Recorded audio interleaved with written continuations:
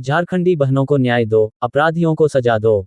आज ये धुआं और आग केवल सड़कों पर नहीं झारखंडियों के दिल में जल रही है। इसका जिम्मेदार और जवाबदेही अकाउंटेबिलिटी पार्टी के सुप्रीमो शिबू सोरेन, हेमंत सोरेन, झारखंड मुख्यमंत्री और उनकी पार्टी झारखंड मुक्ति मोर्चा जेएमएम की है।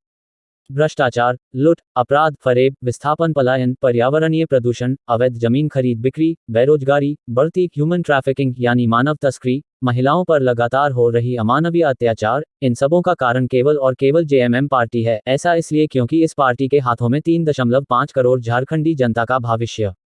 ज्यादा पीछे की ना बात करते हुए 2019 विधानसभा में चुनावी वादा आबुवा दिसोम आबुवा राज था। चुनाव के वक्त माननीय शिबू सोरेन जी भी हेमंत सोरेन जी संग खूब प्रचार कर रहे थे। आज सत्ता में शिबू सोरेन के पुत्र हेमंत सोरेन मुख्यमंत्री के पद पर काबिज होने के बाद एक शब्द नहीं निकल रहा है। सारी व्यवस्था चरमरा गई है। आए दिन झारखंडियों पर अत्याचार हो रही है। माननीय का एक शब्द नहीं निकलना दुर्भाग्य है। जिस प्रकार से झारखंडी महिलाओं पर अत्याचार हो रहा है रोज, इससे साफ जाहिर होता है कि निकम्मी है झारखंड मुक्ति मोर्चा, जो अपराध को रोक नहीं पा रही है। विपक्ष की पार्टी बीजेपी का कार्यकाल किसी से छुपा नहीं है। इसने तो अपने कार्यकाल में सीधा सीएनटी एसपीटी एक्ट में परिवर्तन कर छेद की ठान ली थी। उस वक्त भी झारखंडी जनता सड़कों पर उतरी थी। खैर, आज जेएमएम की सरकार है और आज राज्य की हर एक चीज की जिम्मेदारी और जवाबदेही इसी पार्टी की है।